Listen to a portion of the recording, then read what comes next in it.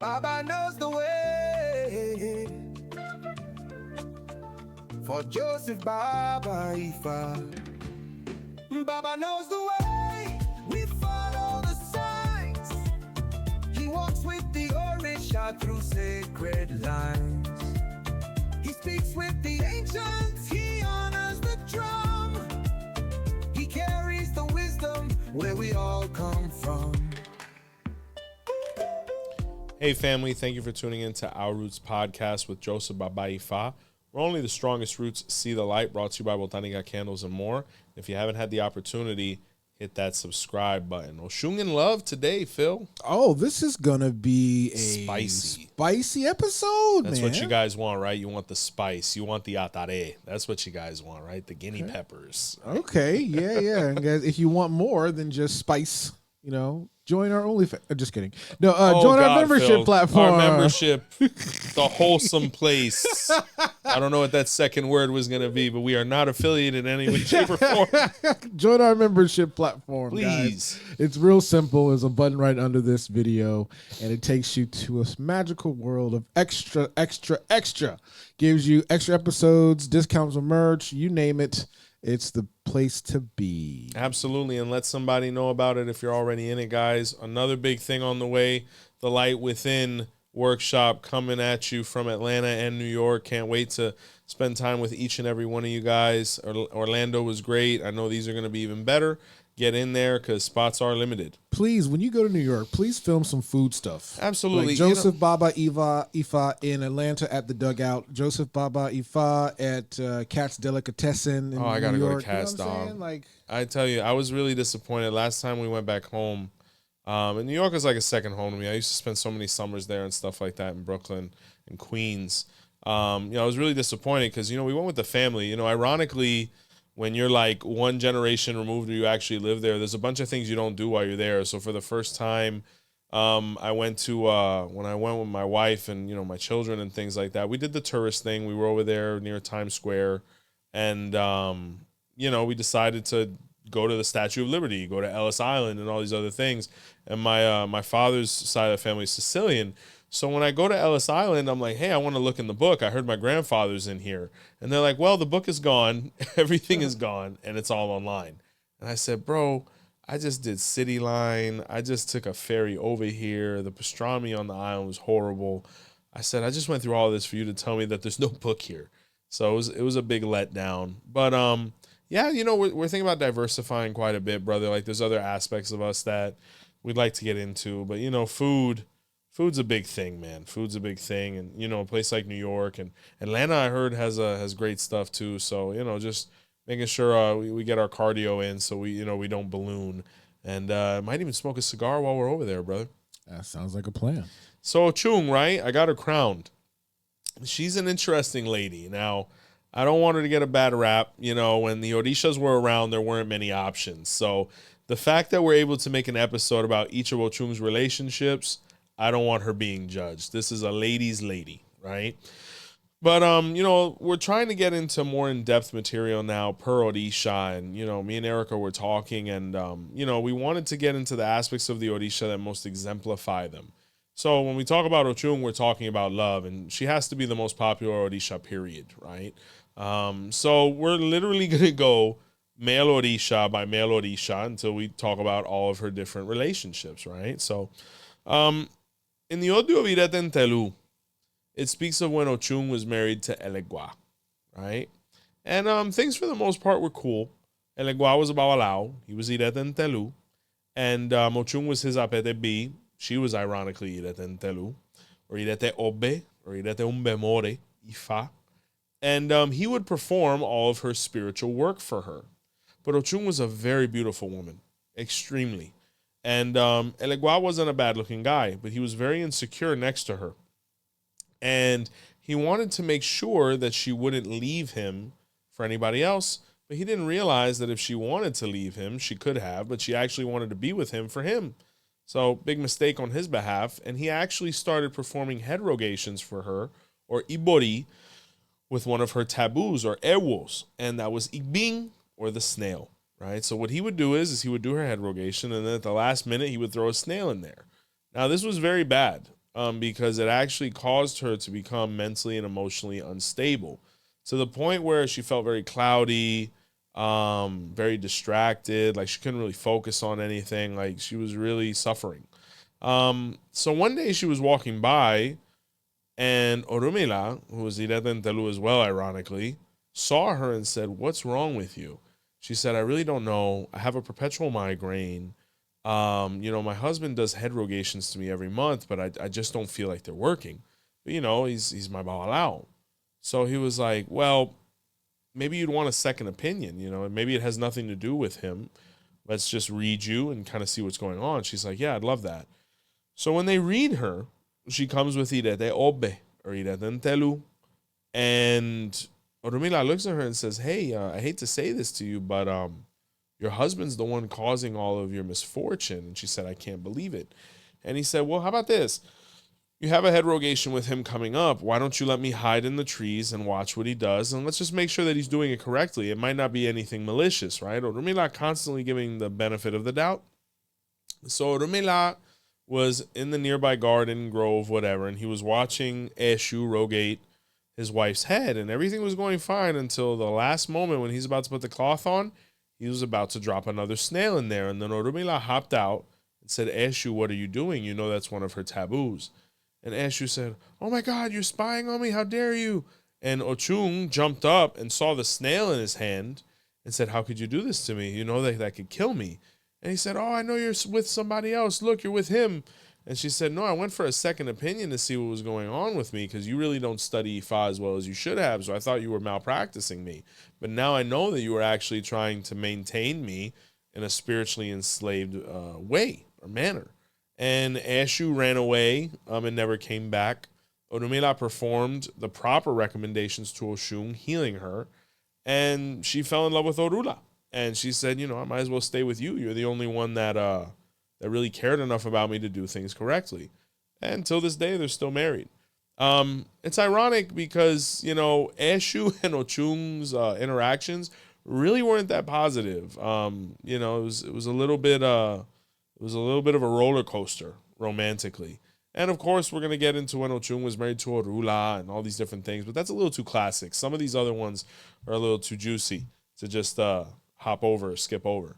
So that's in the Odu of 𝗃𝗶𝗹𝗁. Now, ironically, when you flip the sign backwards and it becomes 𝗃𝗶𝗃 or 𝗹𝗶𝗸𝗏, there's another story of when Ochun was with 𝘄cie. So 𝗃𝗏𝗏 and Oshun were married and they lived next to the river. And 𝗃𝗏𝗏 was a traveling man. He would travel for work and things like that, performing his Ifa services in various villages. So Oshun would stay home. He'd leave her with all the resources. She didn't have to go to work per se. She led a pretty comfortable lifestyle, right? So there was a guy that lived outside of the house near a tree that was always in the nude. And his name was 𝘄cie, right? And Oshun would kind of mind her business and do her own thing. And then there was this guy with some pretty noticeable features in the nude that lived next to a tree near the house, which is really ironic, it's wild. And, she just would go about her day. But, one day he was like, "Hi, how are you doing?" And she said, "Oh, hello. I didn't see you there." He's like, "Yes, you have. You've been staring at me every day." And she said, "Oh, that's nonsense." He said, "Would you like to talk? My name is 𝘄cie." And she was like, "No, I'm a married woman. I have nothing to say to you." And he's like, "We're just talking about water." And, they started a conversation. Remember, this guy has no clothes on. And they're just talking and talking and talking. And, before you know it, an affair starts. Oh. So 𝗃𝗏𝗏 would come home and he'd see the naked guy on the corner. And he'd see Ochun in the house and whatnot. He never thought anything of it, but he started noticing the energy in his house was a little off. So he's like, "Man, things feel a little weird. Maybe somebody's hit me with brujeria. I don't know." He went and got divination from other babalaos. And when they did, his Odu of 𝗃𝗶𝗃𝗏 or 𝗹𝗶𝗸𝗏 was revealed, where Ifa told him that he needed to show up early from work one day, home. And when he did, he saw 𝘄cie and Oshun in the grips of passion. Now, 𝗃𝗏𝗏's first reaction was he wanted to kill both of them, right? But he also knew that 𝘄cie was the one who would take his ebos to heaven. And if Ochun really didn't want to be with him, he really didn't want to be with her anyway. So he said, you know what, 𝘃𝗶𝗱𝗏, she's all yours, man. Matter of fact, the whole house, everything. All I ask is that you keep taking my 𝗃𝗏𝗍𝗲. And 𝘃𝗶𝗱 was like, man, you took that pretty well, man. I'll always take your 𝗃𝗏𝗍𝗲 to heaven. And from that unification or union is where 𝘃𝗶𝗄𝗎 and 𝗲𝗏𝗍𝗲 were born. Because they say that Oshun is characterized by the shell, whether it's the conch, the conch, and the cowrie shell, and 𝘃𝗶𝗄 is obviously represented by the cement or the rocks or the wooden figure. So in the Creole Ifa, you have 𝘃𝗄𝗎, which is the 𝘃𝗶 that's mounted in the conch shell. But it's actually an adaptation that derives from 𝘃𝗄𝗎𝗍𝗲, which is mentioned in the same Odu, which is a wooden figurine with some noticeable features covered in cowrie shells, right? So from that union, 𝘃𝗄𝗎𝗍𝗲 was born. So very, very important, even though it came from awkward circumstances, right? So 𝘃𝗄 and Oshun were always really on a roller coaster. And then they say that the path of 𝘃𝗄𝗎𝗿𝗍 was actually one that was very linked to Ochun and was her protector, possibly her confidant. But, you know, it speaks of that where they were together and whatnot. And it was definitely pretty wild, right?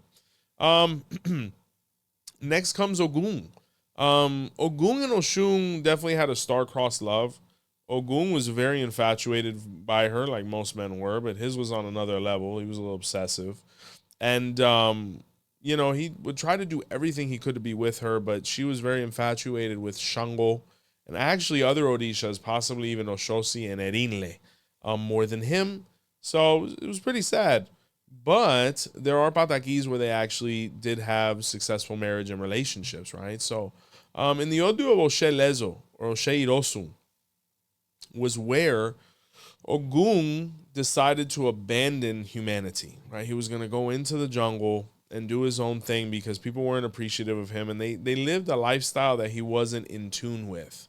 So he completely abandoned them, right? So this was a big issue because with him, prosperity and progress left. So all the other Orishas tried to bring him back, and they would fail because he would scare them out of the jungle.